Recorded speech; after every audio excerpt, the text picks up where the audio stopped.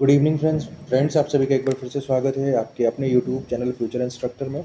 और आज मैं एक बार फिर से हाजिर हुआ हूँ आप सभी आईटीआई के जो पास छात्र हैं उनके लिए एक इम्पॉर्टेंट वीडियो के साथ। और ये जो वीडियो है वो MPPGCL Madhya Pradesh power generating company limited और इसमें जो SGTPS है संजय गांधी जो ताप विद्युत गृह जिसको बोलते हैं, ठीक है, उससे संबंधित ये अप्रेंटिसशिप की भर्ती है जिसमें लगभग 95 अप्रेंटिसशिप पदों के लिए विज्ञापन निकाला गया है। और ये जो विज्ञापन है इसकी जो अंतिम तिथि है वो 15 सितंबर की है। तो इसी के संबंध में हम जानेंगे कि कैसे जो है ऑनलाइन और ऑफलाइन फॉर्म जो है उसको ऑनलाइन भी फिलअप करना है और उसको ऑफलाइन किस पते पे भेजना है, इस सारी चीज़ों के बारे में जानेंगे। तो अगर आप इस चैनल पे नए हैं तो इस चैनल को सब्सक्राइब कीजिएगा, वीडियो में शुरू से अंत तक बने रहिएगा ताकि आपको जो कंप्लीट डिटेल्स हैं वो पता चल सकें। कहीं से भी वीडियो को स्किप मत करिएगा। चलिए आगे देखते हैं।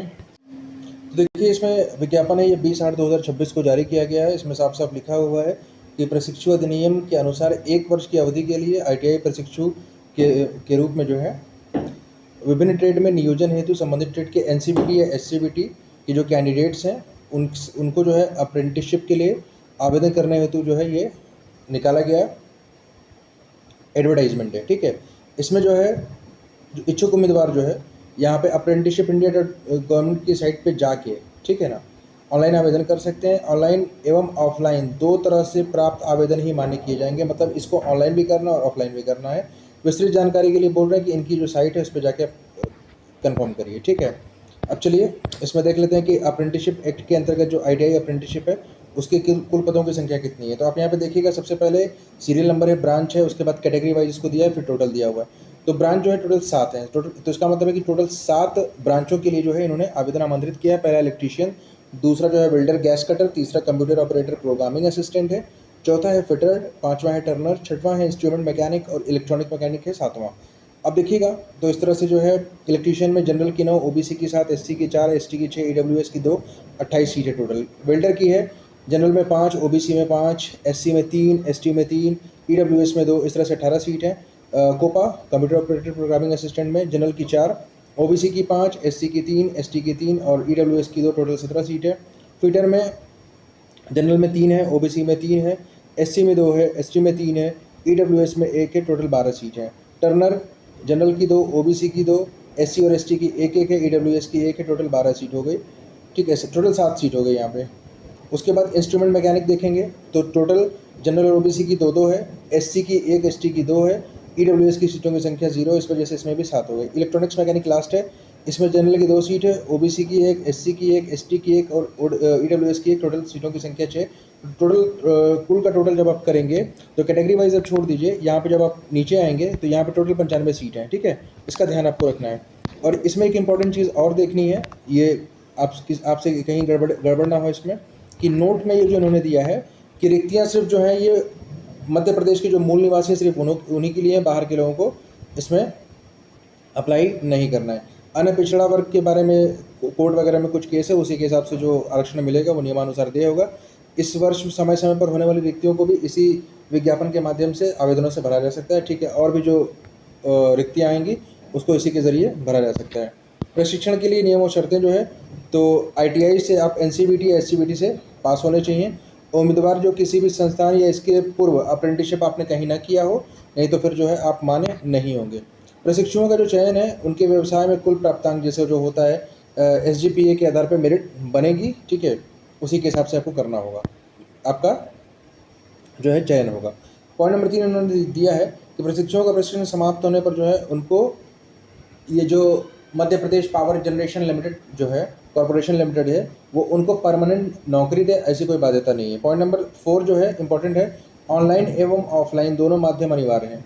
आवेदन पत्र में अपूर्ण या त्रुटिपूर्ण जानकारी अथवा असत्य जानकारी देने पर आवेदन निरस्त हो जाएगा, तो सबको पता है।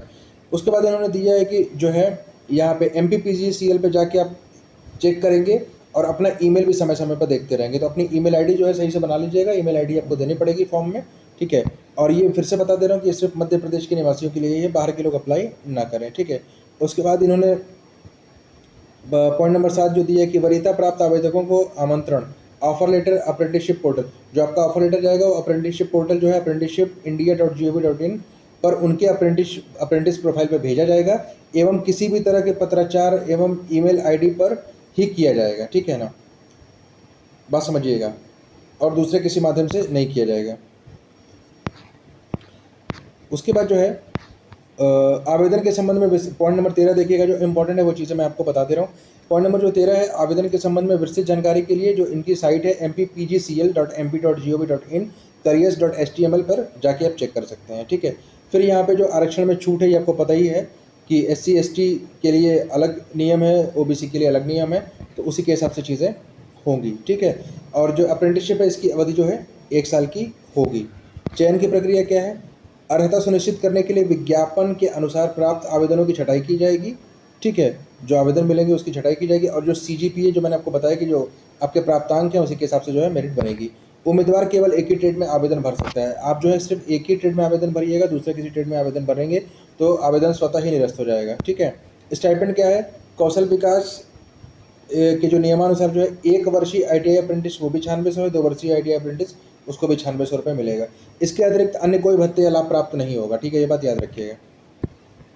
चिकित्सा या स्वास्थ्य मानक जो है आपका किसी भी योग्य व पात्र आवेदक का अंतिम चयन, देखिए फिटनेस सर्टिफिकेट लगेगा, मेडिकल आपका वो कराएंगे, उसके बाद जो देखेंगे। उसके बाद जो है पॉइंट नंबर C देखिएगा कि दिव्यांग जन हेतु आरक्षण सिर्फ कंप्यूटर ऑपरेटर एवं प्रोग्रामिंग असिस्टेंट ट्रेड में शासकीय दिशा निर्देशों के अनुसार सभी वर्गों में 36 आधार पर लागू होगा। तो अगर कोई फिजिकली हैंडीकैप्ड है तो उसको सिर्फ कंप्यूटर ऑपरेटर और प्रोग्रामिंग असिस्टेंट जो है उसी ट्रेड में जो है उसका लाभ मिल सकता है, किसका, मतलब दिव्यांगता का, ठीक है ना। आवेदन कैसे करना है, ITI उत्तीर्ण उम्मीदवार शासन की वेबसाइट apprenticeshipindia.gov.in के माध्यम से 21/9/2026 के मध्य रात्रि 11:59 तक ऑनलाइन पद्धति से भरे जाएंगे। आप इसमें जाके भर सकते हैं। एवं ऑफलाइन आवेदन कार्यालय अधीक्षण अभियंता, देखिए इस पर मैं मार्क कर दे रहा हूँ, उसको थोड़ा सा ध्यान रखिएगा। ये जो इन्होंने अपना एड्रेस दिया है, एक तो ऑनलाइन आप यहाँ पे करिएगा apprenticeshipindia.in.gov.in, ठीक है, ये मैंने आपको बता दिया। उसके बाद जो कह रहे हैं कि आवेदन जो है यहाँ से यहाँ तक पूरा आप देख लीजिएगा, इनको भेजना है, ठीक है ना, आपको इनके पते पे भेजना भी है, डाक द्वारा, साधारण डाक द्वारा जो है आपको इन पे भेजना है। और दोनों माध्यम, ऑनलाइन करने के बाद ऑफलाइन भी आपको भेजना पड़ेगा, ठीक है, इस बात का ध्यान रखिएगा। उसके बाद ये कह रहे हैं आवेदन से पूर्व उम्मीदवार का अप्रेंटिसशिप पोर्टल पर पंजीकरण जो है अनिवार्य है। अप्रेंटिसशिप जो पोर्टल है उस पर अपना पंजीकरण आप कर लीजिए, ठीक है, नहीं तो फिर दिक्कत होगी। अब कह रहे हैं सर्वप्रथम कहाँ जाना है, अप्रेंटिसशिप इंडिया के पोर्टल पे जाना है, वहाँ पे कैंडिडेट लिंक पे क्लिक करना है, फिर रजिस्टर एज कैंडिडेट करना है। उसके बाद जनरल OBC ST क्या है वो देना है। कॉन्टैक्ट डिटेल्स में अपना पूरा पता, मोबाइल नंबर, ईमेल आईडी देनी है।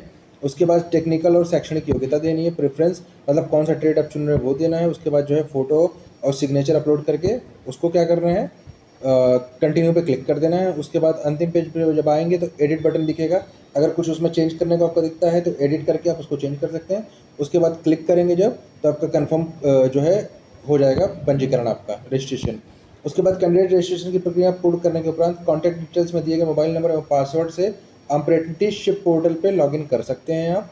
उम्मीदवार पंजीकरण के उपरांत जो है एस्टैब्लिशमेंट सर्च में जाकर Sanjay Gandhi thermal power station Birsinghpur का विकल्प चुनकर संस्थान के विज्ञापन में दर्शाई गई रिक्तियों के अनुसार आवेदन कर सकते हैं, ठीक है, यही है इसमें,